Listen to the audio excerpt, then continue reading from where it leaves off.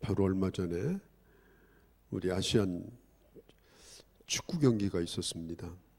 참 저도 아주 흥미롭게 참 잘 봤는데 그 마지막 그 4강 경기에서 2대0으로 패배하게 됐어요.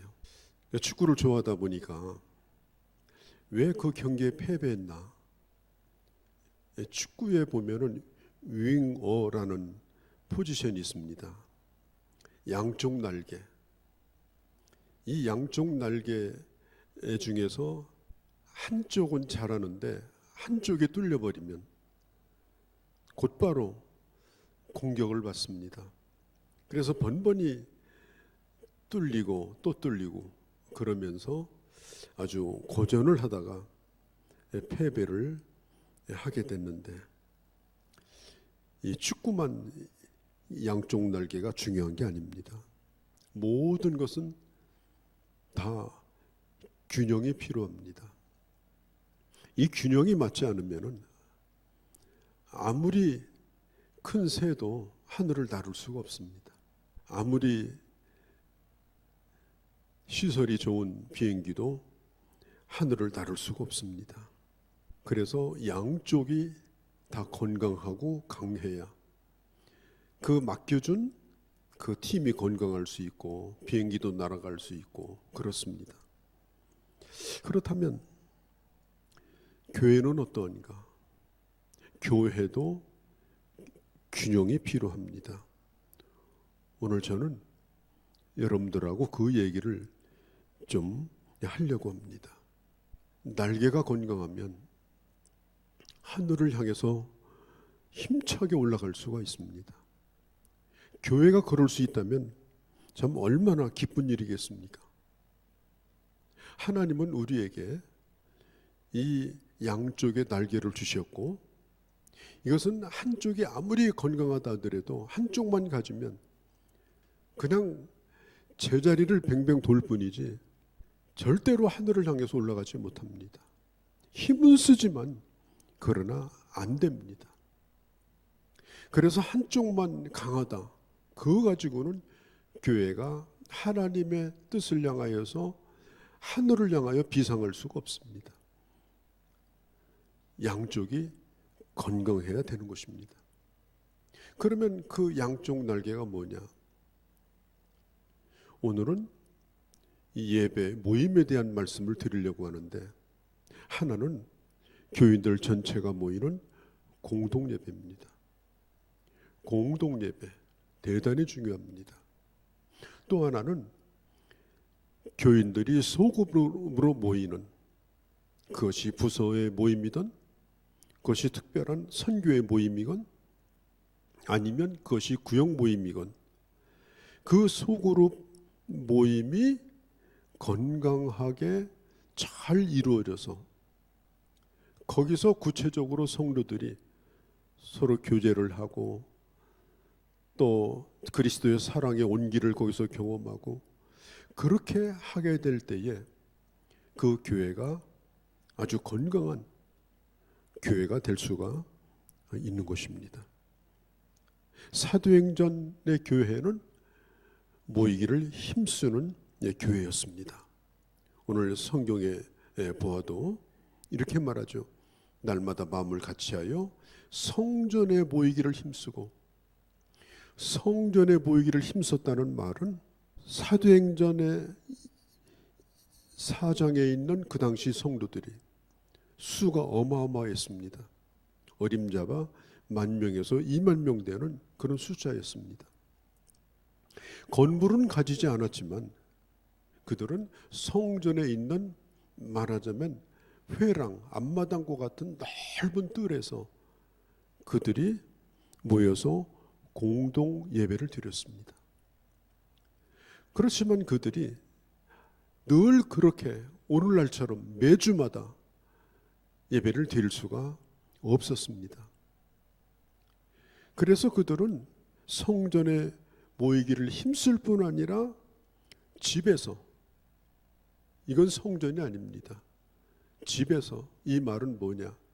각자 집에서 그 말이 아니라 소그룹들이 어떤 가정의 집에서 335로 모여서 거기서 떡을 떼고 순전한 마음으로 음식을 먹고 하나님을 찬미하고, 그렇게 하게 될 때 백성들이 그 예루살렘 교회를 칭송하게 되고, 그때부터 교회가 비상을 하게 되는데, 양날개가 건강하여 하늘을 향하여 오르는데 어떤 역사가 나타났느냐?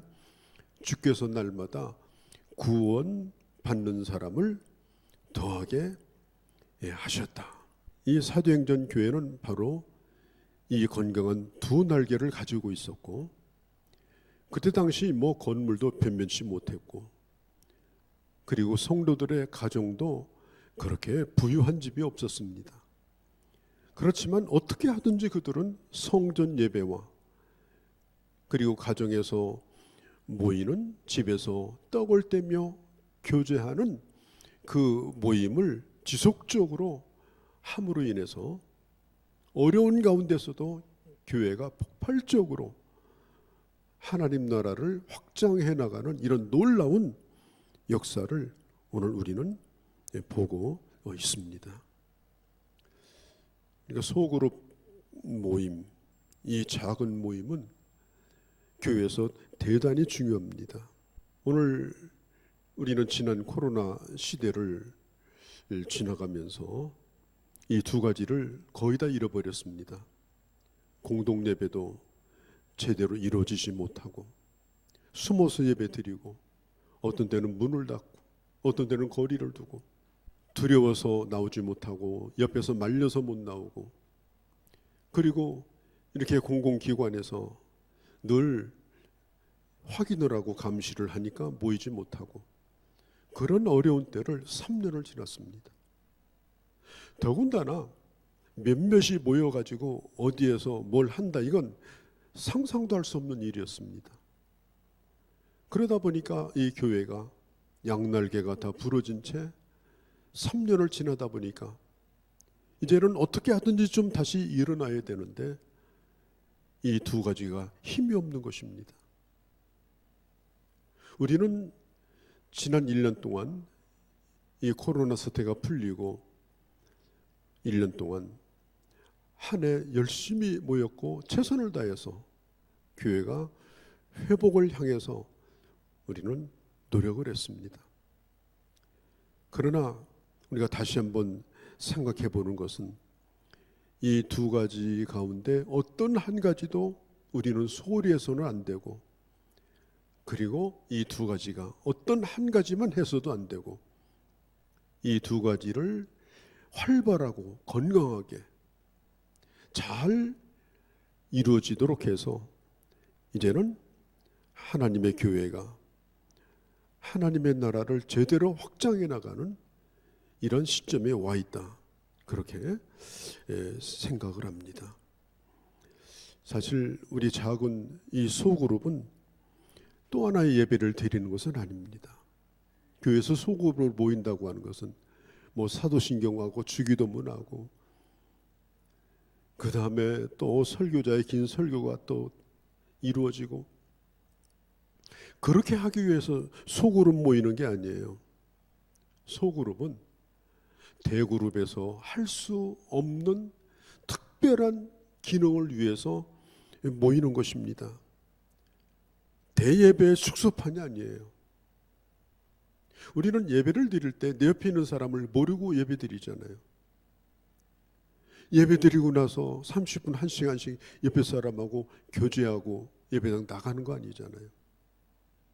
어떤 때는 아무도 모르는 교회에 와서 혼자 예배 드리고, 몇 명이 모여서 예배 드리지만 그들은 나와 아무 상관이 없는 거예요. 그냥 나 혼자 예배 드리고 가는 거예요. 우리가 신앙생활을 하면서 어떤 인격적인 만남이나 인격적인 교제나 받은 은혜를 가지고 내가 어떻게 살았는지, 내가 세상 속에서 어떻게 살아야 되는 건지, 이런 구체적인 나눔이 전혀 없이 그냥 신앙생활이 이렇게 반복돼서 오래 지속된다고 하면 그 신앙생활은 어떻게 되겠는가? 점점 메말라가고 결국에는 고사 상태에 이르게 될 겁니다. 한 사람 한 사람이 세상 속에서 구체적으로 어떻게 살아야 되는가 하는 구체적인 적용, 주일날 받은 말씀과 은혜를 가지고 우리는 어떻게 살았는가 하는 것을 서로 내어놓고 그리고 나누고, 내가 받은 은혜를 상대방에게 나누고 상대방이 받은 은혜를 내가 또 받게 되고, 그러면서 잘 되는 것은 공유하고 안 되는 것은 서로 고쳐나가고, 이런 구체적인 그런 영적인 활동이 없이 공예배만 1년 내내 드리고 누가 누군지도 모르고 그냥 그렇게 살아간다고 하면 신앙생활 하는 것이 참 용어가 그지가 없습니다. 그건 사실은 어려운 일입니다. 그런데 오늘 대부분의 성도들은 교회 앞문으로 들어왔다가 앞문으로 그냥 나갑니다. 10분도 안 걸립니다. 예배드리고 나가는 데는 10분도 안 걸려요. 신속히 가버려요.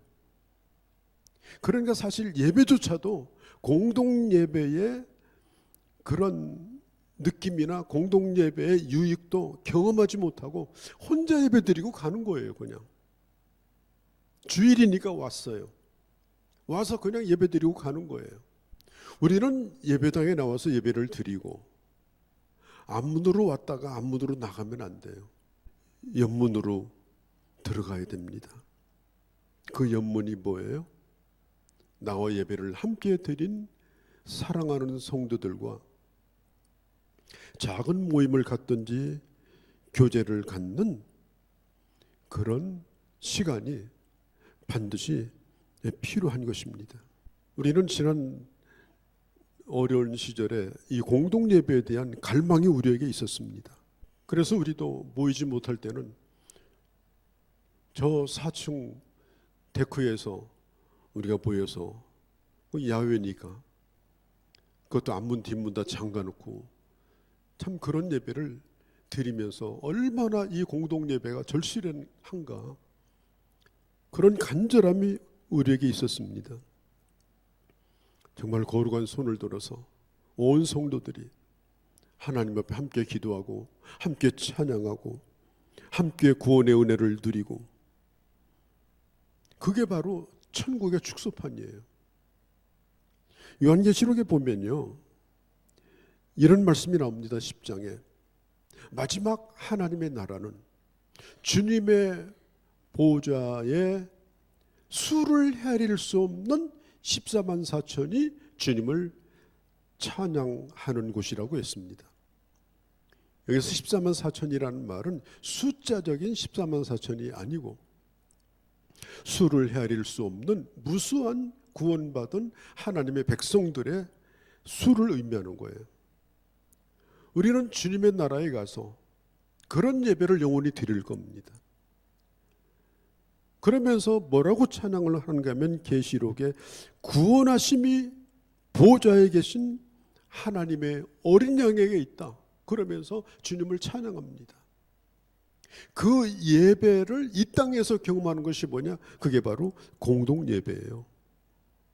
그래서 성도들이 다 모여서 드리는 이 공동 예배는 참으로 영광스럽고 참으로 풍성하고, 그리고 하나님의 은혜를 경험하고 특별히 천국의 은혜를 이 세상에서 경험하는 가장 큰 행복, 가장 큰 축복, 그게 바로 이 공예배입니다. 우리는 공예배가 대단히 중요합니다. 이거나마 마음대로 빼먹고 신앙생활을 하게 된다면 여러분, 그 사람은 건강한 사람이 아니에요.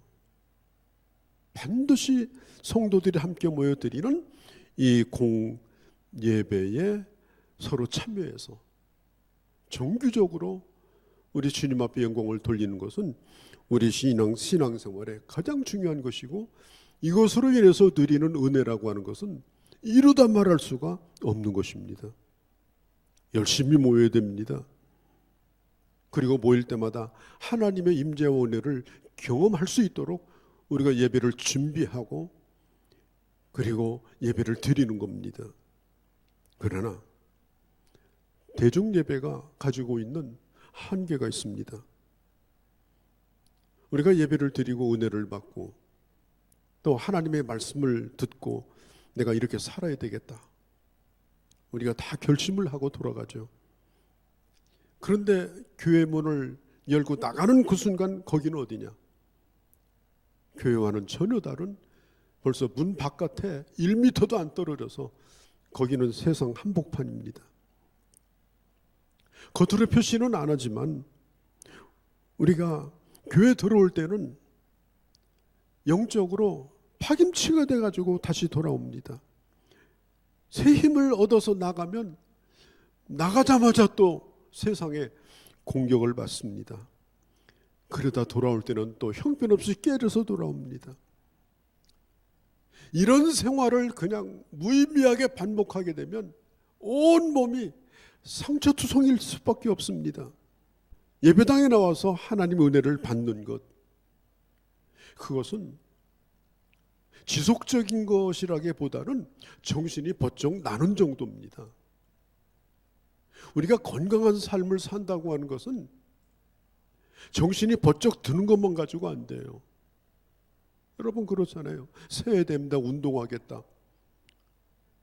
아니 당신 그러면 되겠어. 운동해야지. 정신이 번쩍 나는 거예요. 정신이 번쩍 나는 것하고 운동하는 것하고 틀려요. 너 공부해라 올해는. 정신이 번쩍 났어요. 그것하고 공부하는 건 틀린 거예요. 우리가 예배당에 나와서 하나님 은혜를 받는다 할지라도 그 정신을 가지고 살아가는 것은 실제적인 그런 과정들이 거기에 있는 것입니다. 정신이 차려졌다고 여러분 습관이 끊어집니까? 실제 생활이 바꿔집니까? 다시 원위치하고 돌아오잖아요. 옛날에 저희 선배 목사님들한테는 그런 얘기를 많이 들었어요. 예배당에만 열심히 나오면 봐라, 콩나물에 그 시루에 콩을 넣고 부지런히 물을 주다 보면은 다 빠져나가는 것 같아도 며칠만 지나면 그 시루에 콩나물이 자라나지 않냐. 그러니까 예배당에 잘 나와서 그냥 물 빠지듯이 그렇게 하고 지나가도 반드시 신앙생활은 잘할 수 있다. 그것은 옛날에 농경시대 때 얘기입니다. 보는 것이 단순하고 생활이 단순하고 그러던 때는 그게 가능했어요. 보는 것도 없어. 듣는 것도 없어. 그냥 받았던 은혜를 간직하고 살기에 너무 좋은 환경이 적어도 한 30여 년 그런 시대였어요. 여러분 지금 그렇습니까? 텔레비전만 켜면, 컴퓨터만 켜면 모든 것이 지금 우리의 신앙생활을 지금 흩어지게 만드는 환경 가운데 지금 살고 있습니다. 세상이 달라졌어요. 너무너무 좀 세속화되어 있습니다. 지금 다원화된 세상인데 교회가 가지고 있는, 아니 교회가 아니라 할지라도 뭐 유교든지 불교든지 어떤 종교적 가치가 우리가 살고 있는 이 현대사회에서 조금도 그것이 가치 있다고 사람들이 여기지 않습니다. 내가 교회 나가고 크리스찬이다. 그 내가 가지고 있는 가치를 어디 가서 인정받습니까? 이게 귀하다고 어디 가서 주장할 수 있습니까? 그렇게 할 수 있는 데가 지금 이 세상에는 없어요. 지금 그냥 나가자마자 바로 공격을 받습니다. 물이 공기가 완전히 오염되어 버린 것 같아요. 내가 아무리 잘 살려고 해도 더러운 물 속에 있으면 잘 살려고 몸부림쳐도 잘 사는 게 힘든 거예요. 아무리 마스크를 써도 오염된 공기 속에서 숨만 쉬고 살 수 있어요? 우리가 아무리 예배당에 와서 은혜 받았다 하더라도 세상에 나가서 세상 것을 먹고 마시고 숨쉬고 사는 거예요. 내가 소중히 여기는 것들, 그것과 상관없는 세속적인 사회에서 직장 생활을 하고 학교 생활을 하고 그리고 사회 생활을 하는 거예요. 점점 이 세상은 특별히 하나님의 사람들의 목을 조이고 있습니다. 교회의 영적 가치가 점점 지금 힘을 잃어버리고 있습니다. 그렇게 일주일을 삽니다. 예배당에 와서 또 다시 자기 자신을 성찰하고 또 한번 회개하고 그렇게 하고 나가지만 또 그물 속에 텀벙 또 빠지게 되는 거예요. 콩나물 시루라고요? 그렇지 않아요. 콩나물 시루 물 자체가 오염되고 공기 자체가 오염돼 버린 거예요. 신앙생활 지금은 힘듭니다. 그래서 어느 때보다 더 중요한 것이 뭐냐? 우리가 공예배에 와서 은혜를 받는 것도 대단히 중요하지만 주간 중에 성도들과 모여서 하나님의 말씀을 나누는 그것도 온라인이 아니라 서로 얼굴과 얼굴을 마주대하여 서로 나누는 구체적인 이런 삶의 교제가 지금 이 시대에 반드시 필요한 것입니다. 우리 예수님께서 사람들을 가르치는 이 티칭 미니스트리, 사람들을 가르치는 이 대중사역을 많이 하셨어요. 많은 사람들을 모여놓고 어떤 때는 4,000명, 어떤 때는 심지어 5,000명도 모여놓고 말씀을 전했습니다. 수 없는 사람들이 몰려오면 수를 헤아릴 수 없을 만큼 많은 사람들을 치유해 주시고 고쳐 주셨습니다. 그러나 그 말씀을 들었던 대중들이 어떤 단 한 사람이라도 변화되거나 그들이 그리스도의 제자가 되었다는 말씀은 성경에 애초에 없습니다. 이 대중사역이라고 하는 것은 그런 한계를 가지고 있는 거예요. 그 설교를 듣고 그 대중 속에서 누가 예수를 믿었는지 점검할 수도 없고 확인할 수도 없고 그들이 고침을 받고 영적으로 살았는지 그걸 알 수도 없고 그냥 흘러가는 강물에 물 던지는 것 같은 것이 어떻게 보면 이게 대중사역입니다. 예수님도 어쩔 수가 없었어요. 목회자도 마찬가지예요. 사실 어떻게 하든지 교회에 찾아오는 성도들에게 그들이 다 모여서 은혜로운 예배를 드리고 은혜로운 하나님의 말씀을 전하려고 최선을 다하고 또 최선을 다하지만 이 사역의 한계가 뭐냐? 이것이 소그룹 사역과 연관이 되어서 구체적으로 한 사람 한 사람이 점검되고 그 받은 말씀을 어떻게 적용하고 사는지 훈련이 되지 않는다고 하면 그 대중들은 여러분들도 마찬가지예요. 어떻게 되어가는지 아무도 책임지지도 알 수도 없는 겁니다. 그래서 우리 예수님은 낮에 많은 사람을 가르치고 저녁이 되면 제자들을 따로 불렀어요. 제자들을 불러서 오늘 내가 전한 이 씨 뿌리는 비유의 뜻은 이런 것이란다. 오늘 내가 전한 이 말씀의 뜻은 바로 이런 것이란다. 그렇게 제자들을 소그룹으로 모이게 해서 그것을 묻기도 하고 또 답을 해주시기도 하면서 제자들을 가르쳐 주신 거예요. 그래서 결국은 5,000명 떡을 먹은 사람들이 세상을 변화시킨 것이 아니라 주님을 떠났던 가룟 유다를 제외하고 11명의 제자들이 어마어마한 핍박이 있는 그 시대에 그들이 순교를 했고 채 얼마 되지 않아서 사도 바울이 나타났고 그리고 노마라고 하는 대제국이 기독교 앞에 무릎을 꿇는 이 역사는 결코 대중사역 때문에 일어난 일이 아닙니다. 예수님께서 집중하여 가르치셨던 제자들로 인해서 일어난 기독교의 역사입니다. 예수님은 대중들에게 하나님의 말씀을 가르치고 그리고 소수의 제자들을 한 사람 한 사람 발을 다 씻겨줬습니다. 그들을 다 만져주셨습니다. 그들과 함께 먹고 마셨습니다. 그러면서 성찬식도 제정해 주셨습니다. 그러면서 한 사람 한 사람을 전부 점검을 해 주셨어요. 대중사역이 끝난 다음에 주님이 하신 일은 제자들과 한 사람 한 사람을 만나는 일이었어요. 그래서 아무리 피곤해도 하루 종일 말씀을 가르친다면 저녁에 제자들을 따로 모아서 말씀으로 산다는 게 뭔가, 이 말씀의 뜻이 진짜 뭔가 이해하는 정도가 아니라 그것이 내 속에 뿌리를 내릴 수 있도록 주님께서 제자들을 서로 눈을 바라보면서 발을 씻겨주시면서 제자들을 그렇게 훈련을 시킨 거예요. 우물가의 여인이 그 한 사람이 변화됐잖아요. 어떻게 변화됐어요? 설교 듣고 변화된 게 아니에요. 예수님과 1:1 만남을 통해 변화가 된 거예요. 그리고 그 한 사람이 수가성을 변화시켰어요. 니고데모 밤중에 찾아왔지만 주님이 그를 만나서 변화를 시켜줬어요. 그가 예수 그리스도가 고난을 받을 때 그 니고데모가 예수님의 편을 들어줬습니다.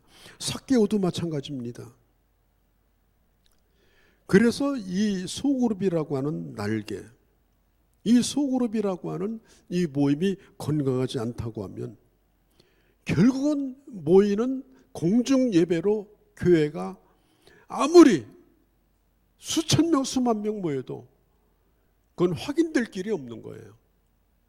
그것을 가지고 하나님의 나라가 지금 확장된다, 저들이 예수 그리스도의 제자다, 저들을 통하여 세상이 변화될 거다, 그런 확신을 누구도 가질 수가 없는 것입니다.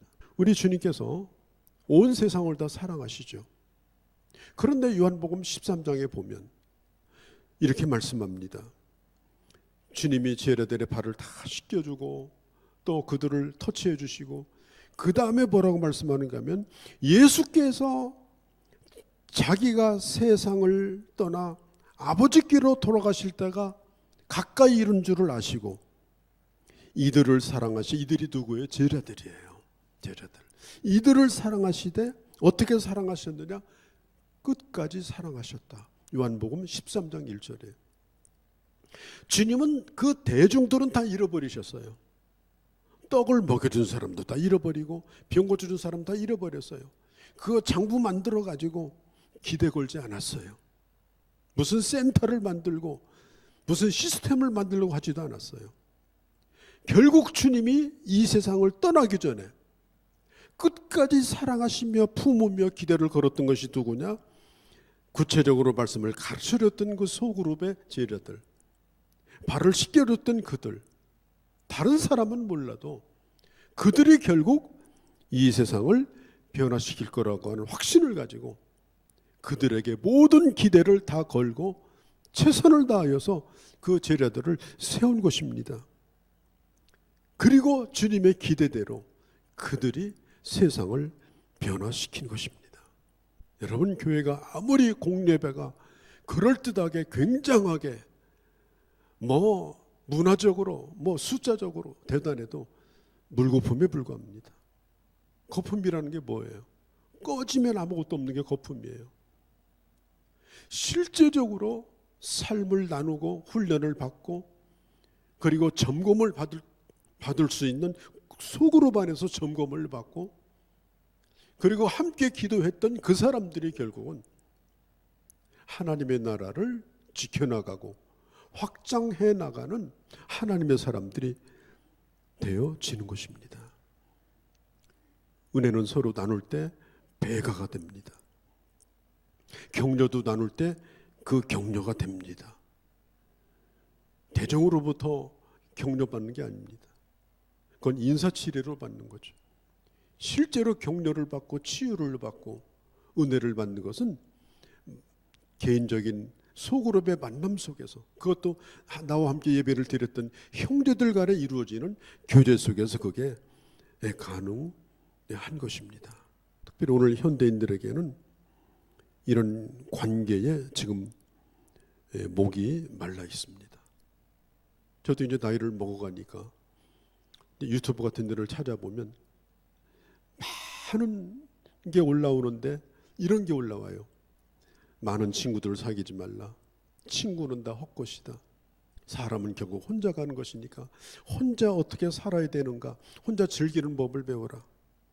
왜냐하면 세상이 어려우니까, 인간관계에 너무나 많은 상처를 받으니까 이제 나이 먹을수록 사람에게 기대지 말고 혼자 살아가는 방법을 배워라. 그게 좋은 것은 아니지만 세상이 어렵다 보니까 지금 그러한 제안을 하는 사람들이 많아요. 그러나 그보다 더 좋은 것은 함께 가는 것입니다. 함께 격려하고, 함께 위로받고, 함께 치유가 임하고, 내가 누군가를 위해서 봉사하고, 내가 누군가를 섬기고, 내게 힘이 남아있는 한 그렇게 할 수 있는 그런 만남이 있다면, 그런 교제가 있다면, 그런 소그룹이 있다면 그것은 더 행복한 삶이겠죠. 오늘 우리가 살던 이 시대는 빌그램 전도, 대중전도, 저는 여의도 운동장에서 집회할 때 1973년도도 참석했고 1974년도도 제가 참석했습니다. 그때 얼마나 모였느냐. 여의도 광장에 100만 명이 모였습니다. 믿거나 말거나지만 어쩌면 100만 명이 더 모였어요. 저도 그 현장에 있었거든요. 그런 시대도 우리 역사에 있었어요. 대중 집회를 통해서 수만 명의 사람들이, 젊은이들이 일어나서 헌신을 약속하고, 그런 아름다운 장면을 저는 목격한 세대입니다. 그렇다면 오늘 이 시대가 그러하냐? 노입니다. 대중 전도 집회를 통해서 누가 예수를 믿습니까? 예수 믿으라고 뭘 나눠줘도 지금 받기를 싫어하는 시대예요. 모든 전도문이 다 막혀버렸습니다. 지금 가장 어려운 시대를 지금 교회는 맞고 있습니다. 거기에다가 공공예배 하나 가지고 버티려고 주일 땡신자, 한 번 예배 드리는 땡신자로 내 신앙을 유지할 뿐 아니라 내가 세상을 변화시키겠다, 그것은 불가능합니다. 그 그룹이 아무리 작아도, 그 그룹이 아무리 연약하여도 우리는 어떤 소그룹이든지 거기에 들어가서 거기에서 말씀을 가르치려고 하지 말고 서로 격려하고, 그리고 적어도 그 작은 그룹에서는 나를 공개하고, 그리고 내가 이런 사람이라고 하는 걸 말하고 서로 기도를 주고받고, 이런 영적인 가정, 작은 가정들이 오늘 성경에 있는 집에서 떡을 떼는 이런 그룹들이 만들어지지 않으면 교회는 앞으로 소망을 가지기가 쉽지 않습니다. 초대교회 때는 유명한 선생도 없었어요. 유명한 교사도 없었습니다. 정말 어쩌다가 한번 모이는 모임 외에는 뿔뿔이 흩어져서 그렇게 모였어요. 여러분, 중국도 수십 년 동안 교회가 없는 세대를 살았습니다.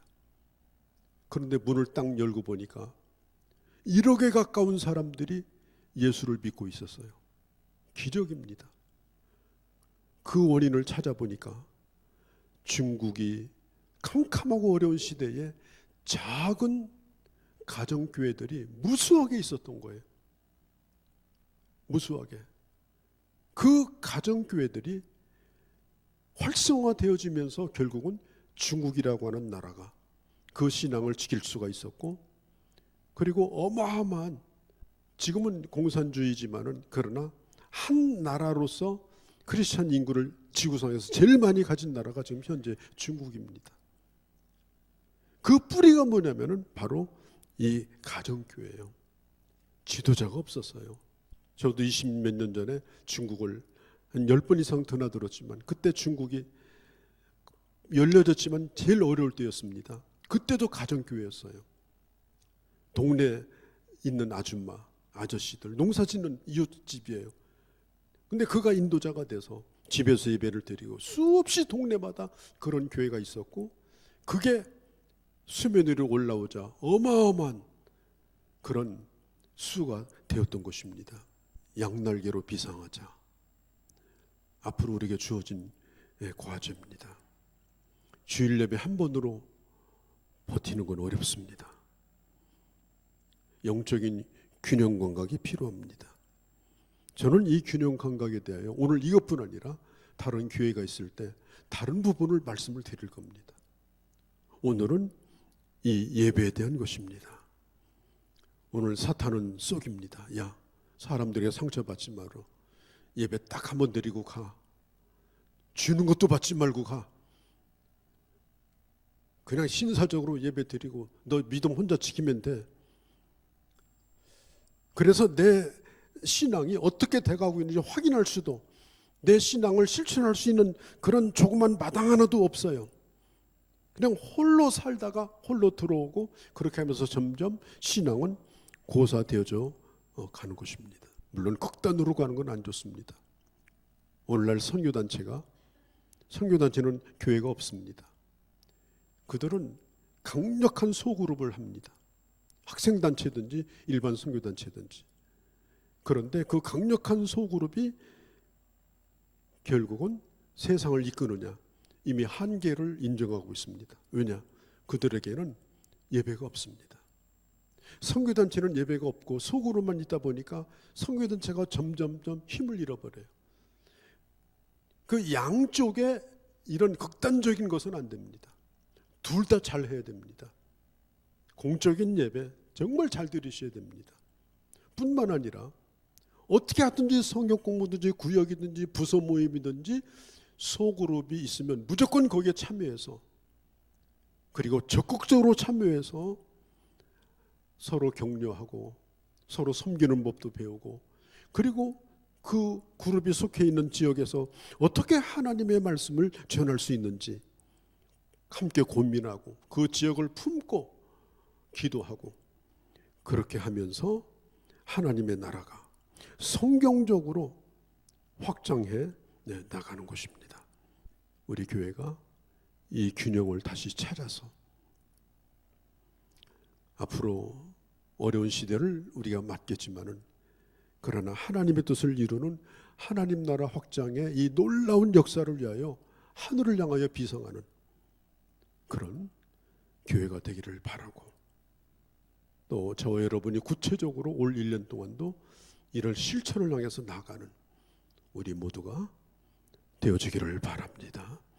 거룩하신 우리 아버지 하나님, 초대교회가 극도로 어려운 가운데 있었지만, 그러나 교회가 해체되지 아니하고 결국은 노마라고 하는 어마어마한 제국을 무릎을 꿇게 했던 그 비결이 바로 아버지 작은 소그룹 가정예배였던 것입니다. 하나님 아버지, 우리 교회도 공예배가 참으로 은혜롭고 건강하게 하시고 부서마다 작은 그룹마다 구역마다 모여지는 곳에서 또 한 번의 예배가 아니라 삶이 묻어나는 뜨거운 교제와 격려와, 그리고 지역의 복음화와 선교를 향한 꿈을 키워나가는 그런 교회가 되어서 하나님이 주시는 그 목표를 향하여 아버지 멋지게 하늘을 나르는 독수리와 같이 아버지 하나님 그 역할을 잘 감당하는 우리 교회와 우리 모두가 되게 하여 주시옵소서. 우리 주 예수님의 이름으로 기도하옵나이다. 아멘.